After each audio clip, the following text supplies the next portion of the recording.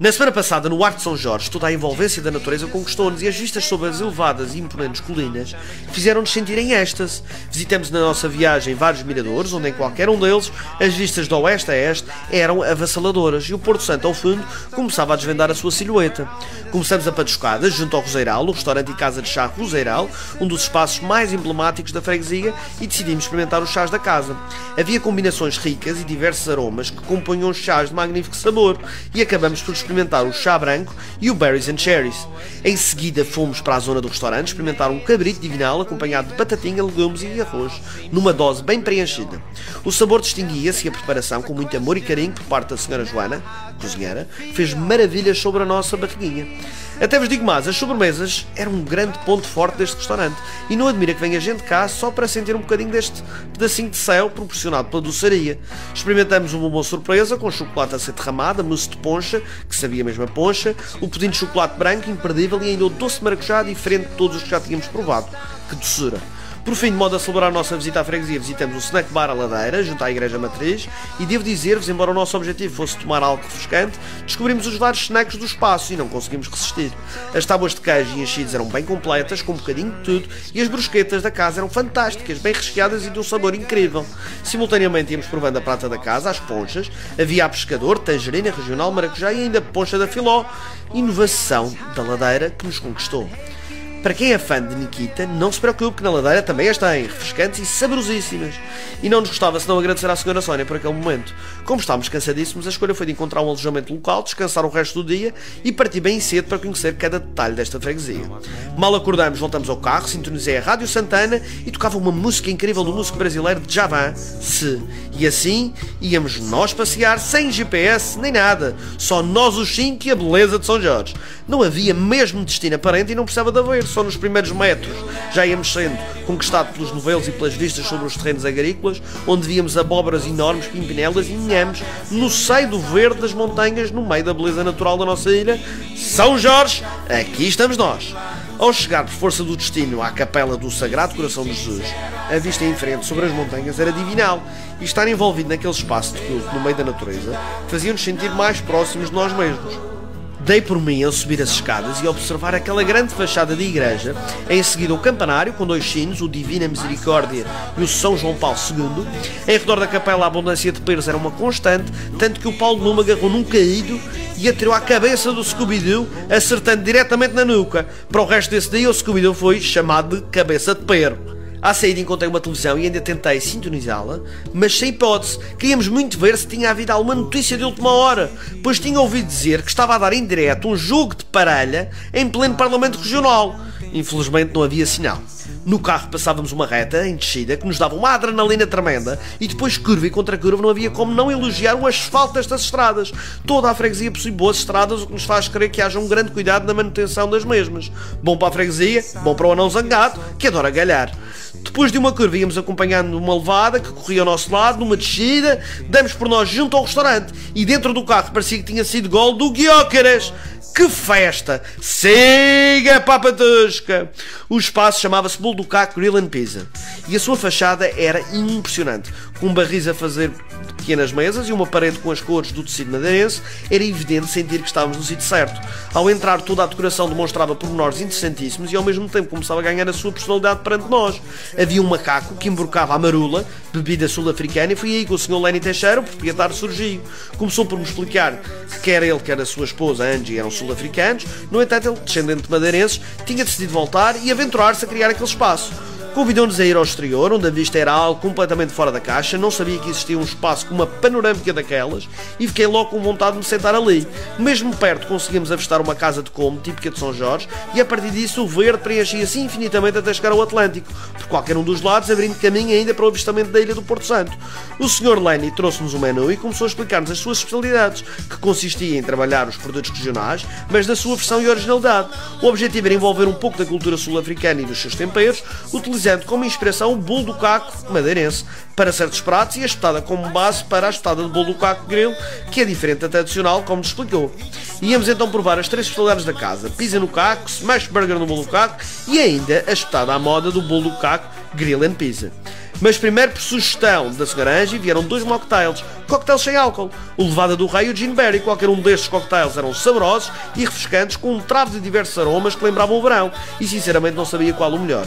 Até a própria apresentação era incrível, e quer a Levada do Rei, quer o Gin Berry estavam aprovadíssimos. Chegou o Smash Burger, acompanhado de batatas doces fritas, que acreditem, era enorme. Eram 300 gramas de carne, com alface, tomate, maionese de alho feita por eles, cebola caramelizada, 3 queijos, e cada dentada puxava a seguinte. Atrevo-me a dizer que é um dos melhores hambúrgueres que já comi, e para os fãs não há outro remédio senão vir experimentar. Em seguida veio a pizza no caco e pedimos meia-meia para experimentarmos. De um lado a frango e sweet chili, e do outro chouriço e alho, cuja base era, como o nome indica, bolo do caco. Dei uma valente tentada e fui convertido de imediato a este tipo de pizza. Por fim veio a espetadinha à moda do bolo do caco Grill and Caco, e que nacos, cada peça de carne era enorme, e o tempero deles era uma combinação perfeita, e a carne, claro, tem a rinha como estava, misturava-se de forma excepcional. Ninguém resistia e o ataque era imparável, e garanto que devoramos como muitos já o deveriam ter feito ali. Que maravilha e que descoberta! Não havia muito senão dar os parabéns e cumprimentar os proprietários, Sr. Lenny e Sra. Angie, pela sua originalidade e dedicação no bolo do caco Grill and Pizza. Ao voltar o carro, o nosso Scooby-Doo dava as direções para o farol de São Jorge, pois como ele tinha gostado muito da ponta do parque, queria ver mais um. Ao percorrer a estrada demos por nós com mais uma casa típica de São Jorge, e foi interessante perceber como a sua fachada se encontrava muito bem preservada. A descida faz-se percorrendo os inúmeros campos agrícolas, e ver os nossos heróis que garantem que podemos desfrutar de produtos frescos na nossa gastronomia enchia-nos de orgulho, que encontravam-se a trabalhar contra vento e chuva, tudo para proporcionar-nos o melhor. Uma vénia era o que mereciam estes senhores. O farol é imponente, com o seu vermelho característico, com todo o Atlântico de frente, existindo ainda mais culturas agrícolas por baixo do mesmo. Impressionante. Na subida fomos também conhecer outro ex-libris do Conselho, e rentinhos à levada à malta da Estrada Regional, e a caminho do Moinho de Água de São Jorge. À chegada entrei confiante, pois sabia que seria mais uma experiência única, e fui de imediato cumprimentado pelo Sr. Carlos Matos, responsável pelo Moinho de Água de São Jorge, o único em funcionamento graças à levada do Rei, conforme nos explicou.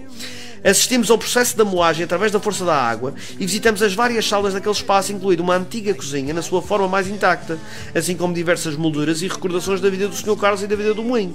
Entramos no carro e os meus queridos colegas já se encontravam à procura da próxima patuscada e encontraram um restaurante muito conhecido em São Jorge, o restaurante Cabo Aéreo. Não foi difícil encontrá-lo e bastou seguir as placas que indicavam o caminho, e muito rapidamente chegamos ao Cabo Aéreo, que estava completamente lotado. Logo à entrada percebíamos que o espaço funcionava em pleno mirador e estavam tantos grupos lá para comer que havia 2 gigas à espera da entrada. Ou melhor, 3 connosco. Siga, JM! É uma experiência única estar ali, e havia uma espécie de fontanário com azulejos pintados que refletiam a história desta freguesia, e daquela água fresquíssima bebi. O Sr. Cristiano, o proprietário, recebeu-nos com um grande agrado e recomendou-nos 2 pratos que caracterizavam o espaço: a espetada tradicional em pau de louro e a ventrancha da tuna grelha. Minha Nossa Senhora de São Jorge! Vamos a isto! Depois de sentados, levantei-me e fui observar aquelas vistas sobre o calhau de São Jorge, perfilando todo aquele vale na sua harmoniosa pintura, avistando inclusivamente o ilhéu de São Jorge e o caminho real que por aquela encosta passa. Fui conhecer o colaborador Fábio, o nosso homem do churrasco, que se encontrava a preparar o nosso espeto, e acompanhamos o processo. Tudo preparado como manda a lei, e assim que chegou à mesa parecia a corrida olímpica de 100 metros. O Fuminhas ganhou o título do Usain Bolt. Voltei novamente para a zona do churrasco, pois queria aprender a fazer ventreja de atum, e amavelmente o Sr. Fábio quis explicar-me passo a passo o procedimento. Mal podia esperar.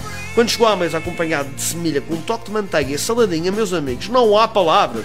Cada um começou a tirar ventreja e ventreja, que estava arrebatadora. Sinceramente, o atum só por si já é um peixe de enorme qualidade, quanto mais a sua ventreja. Ficamos realmente surpreendidos e atrevemos a dizer que a ventreja conquistou o nosso coração. Assim, ainda vislumbramos o interior do espaço com várias memórias fotográficas de outros tempos, mas que se destacam até hoje neste restaurante recheado de simbolismo. Simultaneamente, em jeito de despedida, quisemos agradecer e cumprimentar o Sr. Cristiano por toda a amabilidade. Que estrondosa refeição! Que estrondosa vista! Após mais uma almoçarada, fomos rumo ao calhau de São Jorge. Todavia, queríamos visitar a igreja em homenagem a São Jorge, o padroeiro. Fomos pelas traseiras da igreja, admirando tudo o que a rodeia, e de olhos bem abertos contemplamos toda a sua fachada imponente. Encontrávamos várias figuras que homenageavam São Jorge e a sua célebre luta pelo cristianismo, que originou a morte de um dragão, segundo reza a lenda difundida por Jacopo de Varazze, bispo de Génova. Já no carro, íamos nós na descida para o calhau, apenas admirando as vastas colinas verdes que preenchiam aquela aura.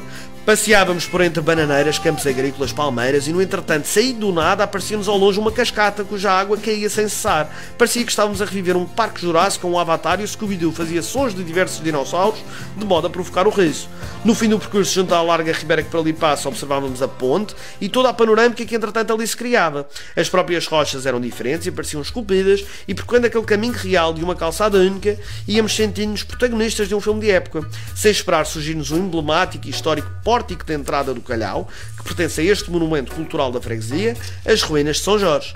Observar esta fachada transportava-nos para outra década, outro século, viajando para uma época onde ali estavam instalados antigos engenhos de canas-de-açúcar instalados no processo de povoamento da ilha. Ao percorrer o Calhau de São Jorge, encontramos uma larga área balnear com uma lagoa de água doce entre o mar e a ribeira, e como não tinha moedas, lancei uma pedra e pedi um desejo.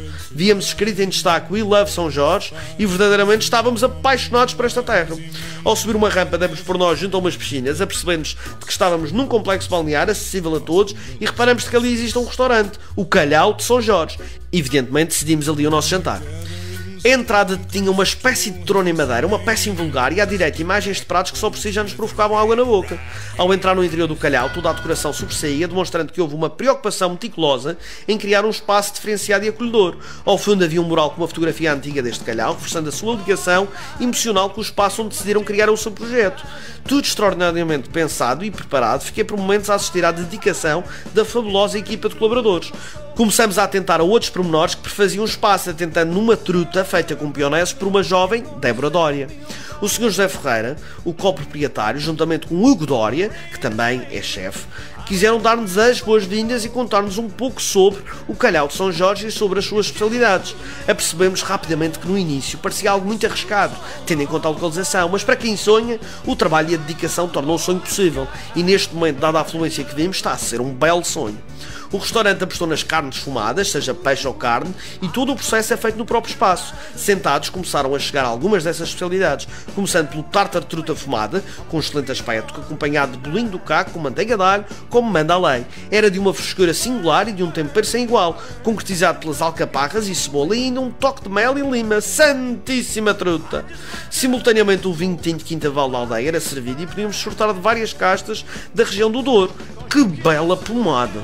Em seguida chegou arroz de bacalhau fumado e camarão, que vinha no seu tacho específico em barro, com aquele calorzinho a emanar do seu interior, e ninguém esperou que arrefecesse. Não acreditam como aquele aroma e a mistura dos ingredientes falava com o nosso paladar.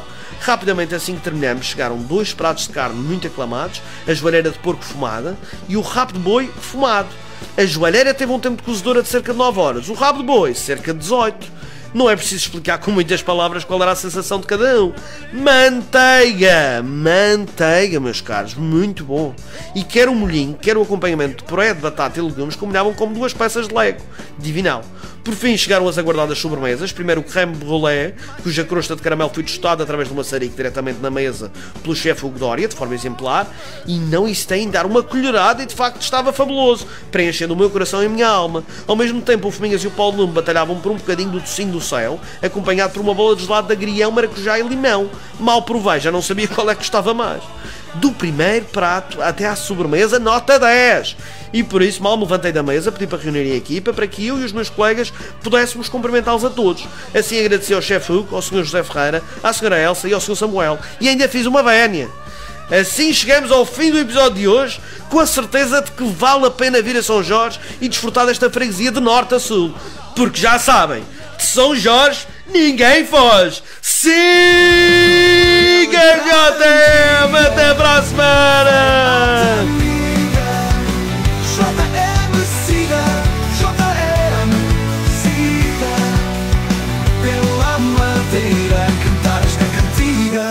Do Funchal ao Caniçal, Porto da Cruz a Santa Cruz, São Vicente até ficar dormente, a jornada começa e não se sente. Vamos pela ilha com poncha e